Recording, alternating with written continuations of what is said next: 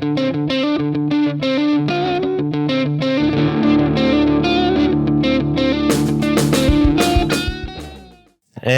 welcome to another Monday edition of Use Your Words podcast. Even if you haven't been paying attention to the news, you know what's been going on in U.S. politics, but not everything. But you know that Donald Trump is, they're moving forward with impeachment. It's been all over the news. So it's one of those things that even if you haven't been paying attention, you're at least somewhat aware of this happening. Now, some of the details you may not be aware of, that's the other thing. Now, whether you support impeachment or not, that's not what I'm going to be bringing up today. That one is way too opinionated, and right now in this country, way too divided along political lines. But what I do want to talk about, however, is something that happened as part of this. So if you have not read the 200 plus page collection of information that they're using for the basis on why, they should go for impeachment. This was the document that was released 2 weeks ago. Sorry, had to think for a second. 2 weeks ago on, various things, including what is controversial is the phone call records of multiple people. Now, the data that was released and that is presented in this document isn't the content of the recording. No, instead it is metadata about these phone calls. Now, metadata, for those of you who are unaware of what this is, really what this is data about the call itself. So who the call was from and to, at what time, and how long it lasted. So there's no indication of what the content was, if there were favors being traded, et cetera, et cetera. It's just Billy called Susie at 6:30 p.m. Make with that what you will. And that's all that was released. Now, that's used for, hey, did you ever have contact with so-and-so? Yes. Okay. It's just to make sure that, whoever they're talking with isn't lying. That being said, how this was done in this regard is slightly disturbing. And let's go over some of this on what I mean by that, about why I say it was kind of disturbing here. So Schiff, who is part of this committee, who's leading up the impeachment of Trump, okay? What he did was he sent a letter, in this case to Giuliani, President Trump's lawyer, on September 30th, and gave him until October 15th to comply. In this letter, what he basically sent him, and it was sent from Shiff on behalf of the Intelligence Committee, was for Mr. Giuliani to give the Intelligence Committee his phone records. Now, that being said, this Wall Street Journal article and all the links will be provided again in the show notes for this episode. Before Giuliani responded, Shiff also sent a request, a subpoena, to AT&T on September 30th as well for the phone records. And this subpoena was sent essentially in secret. Only the members of the committee knew about it. Now, you're going, okay, well, so what? What's that have to do with anything? The thing that's interesting is that the actual inquiry for impeachment wasn't approved until October 31st, a whole month after Schiff sent a subpoena to AT&T. Now, subpoenas, you go through a court, you go through a legal process to get that out there, and that it's controlled, especially because, this can catch a wide net. Now, I find this ironic that the Shift would do this, because back a while ago, what was happening is, and when I say a while ago, I'm talking less than 10 years here, is Democrats were going on and on and on about how collecting metadata on phone calls, the NSA collecting metadata on phone calls, was illegal because there wasn't a warrant. And that this bulk collection often, and I quote, it snared third parties who weren't under investigation. And that they cautioned communication giants were working in, as they called it, cahoots with law enforcement to undermine privacy, and that one day this metadata snooping might be used to smear politicians. That's from the New York Post. So what's disturbing about all this is these same things that they're rallying against, they're now using. So if you read the document, you already know what's in there. If you haven't, so what it has is it has selected phone call metadata listings between various people. Giuliani is one of them. Another person is a reporter. Another person is another politician, Nunes. And Schiff is saying, well, this points to a grand conspiracy in essence. This is being played out in Congress, and Schiff said it himself. He said, it is, I think, deeply concerning that at a time when the President of the United States was using the power of his office to dig up dirt on a political rival, that there may be evidence that there were members of Congress complicit in that activity. And he is using this phone metadata as evidence of that. Again, even though there is no content that is ever captured, again, at most you get to whom, who called, and how long. That doesn't tell you too much other than, yeah, someone called someone. And honestly, if you're going to start accusing people of stuff based on that, we're looking at witch hunts. But there's more to this. According to constitutional lawyer David Rivkin, there's no conceivable legislative purpose to obtaining call logs and publicly disclosing this information. Mr. Schiff would not be able to benefit from the speech and debate clause immunity that otherwise protects members of Congress from civil and criminal liability. Mr. Rivkin adds that any of the targets could sue Mr. Schiff under state law for invasion of privacy or intentional infliction of emotional distress, and it potentially even compel Mr. Schiff to turn over documents in discovery. He also says that the subpoenas that were issued to AT&T aren't related to legitimate congressional oversight. This is all documented by Wall Street Journal in an interview that they did with him.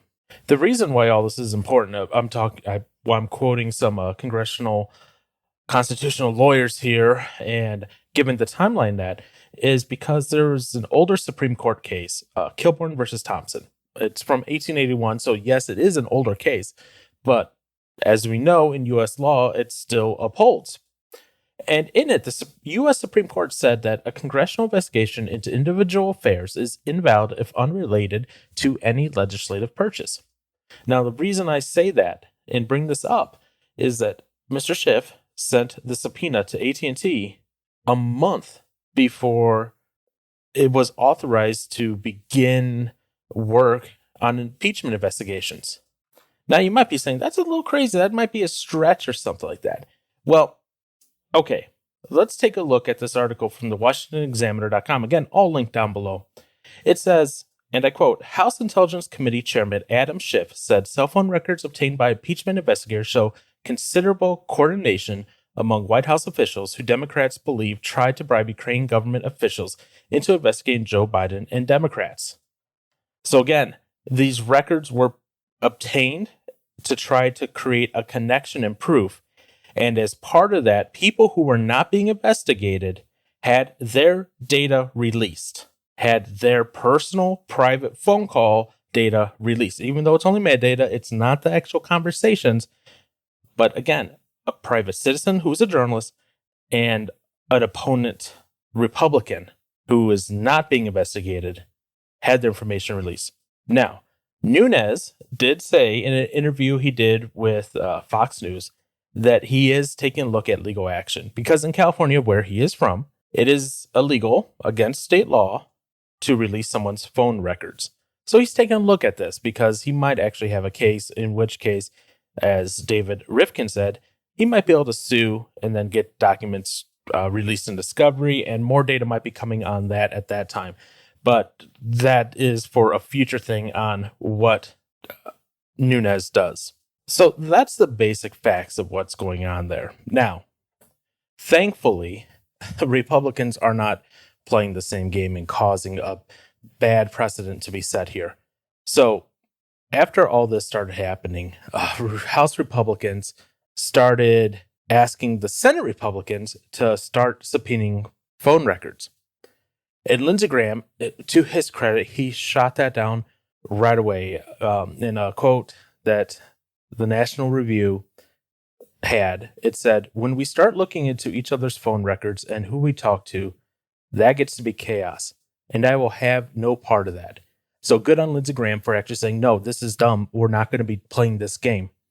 It used to be the Democrats who said that they were on the right side of history for the various topics that would come up, whether that be gay marriage, gay civil rights, anything. They were always like, we're the ones who want, you to be you and you to be freedom. And we hate the government and them trying to impose all these restrictions, and maybe they're catching innocent people.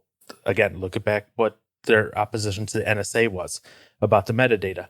And now with Schiff, they're saying it's okay. Let's in a way, I don't want to be too hyperbolic, but at the same time, it's almost like they're coming through and looking at the data and saying, well, any way we can make a connection, any way we can say, look, these multiple people talked, so therefore, that proves that what they did was they went to Ukraine to get, favors and get Biden investigated in that. It's like they're trying any which way. Now, I would also like to point out that for the phone records that were released, it was only a small segment. Because if you look at your own phone bill, okay, if you're under 30, this is probably different. But if you're like over 30 and you look at your phone bill, you probably see a lot of variety of calls in a given month. Now, this doesn't say how long the subpoena window was open for. So, I don't know how many months Schiff asked for records. For all we know, could have been Trump's entire presidency. Don't know that one off the top of my head. And I wasn't able to find any sources that indicated how long the subpoena was for, since these subpoenas were done in secret. We just know that they were done, and that's about it. So to have all that data and then to publish maybe 5 or 6 records, what that indicates is that these were selected and curated to be used as circumstantial proof and evidence that what they are saying is happening. And it's right to push back on Schiff on all this stuff that is happening. It is right to push back on anyone, regardless, Republican, Democrat, independent, if they're part of the Intelligence Committee or not. It is right to push back on this, especially when people who are not part of the investigation are being essentially grouped in with the investigation and saying, this is proof that these people are involved somehow with the investigation. And again, because it's just metadata, there's no indication directly of what that is. Now, that being said, Congressman Matt Gaetz from Florida did file an ethics complaint against Adam Schiff. So we'll see if the ethics committee, if they take a look at it and if they do anything with it or not. That will be for them to decide at that point, and hopefully they do at least look into it. Now, just because I'm saying they should at least look into it does not mean I'm saying they should find him guilty of something. They should at least investigate. And if they investigate it and they decide, well, you know what, based on whatever, we're not going to proceed with an ethics complaint, okay, that's fine. But potentially should at least take a look at that and see what's going on there. So I think, honestly, former Attorney General Michael McCasey sums it up probably the best. And this was in an interview he did with the Wall Street Journal. There does not appear to be any basis to believe the Congressional Committee is authorized to subpoena telephone records directly from a provider as opposed to an individual. In other words, according to a former Attorney General, Congressional Committee does not have the legal authority to subpoena telephone records from a provider, from AT&T, from Verizon, from whatever cell phone company it is. They can only ask for it from an individual, and then that's it. This sets a very dangerous precedent going forward, because in the future you may not have people like Lindsey Graham who are principled and saying, just because our opponents are playing dirty and throwing mud and making and breaking rules to fit them in their political agenda does not mean we have to. It is a weird day in America when we have gone from the Democrats being the ones who are saying we are the ones for your personal freedom on stuff and saying we're the party that is on the right side of history, to now being the party that, at least under Schiff, if they follow Schiff, is on the wrong side of history, and the Republicans are on the right side of history. Because for so long, that has been like the public zeitgeist, the public mindset, that the Democrats are progressive and correct, and they're the ones for the little guy. And that has flipped. And that's scary if that is the case. So what are your thoughts on this? Did Schiff and what he did, was that correct? Was that right? Should he have done it? Should Lindsey Graham have said, yeah, they did that, so we'll do it as well? We'll start subpoenaing records. We'll start with subpoenaing Schiff's records. Should they have gone after and released details of private individuals because they were caught in the metadata net that Schiff cast out? We got a lot going on in America. The last thing we need is to be complicit while our rights and our privacy are eroded day by day.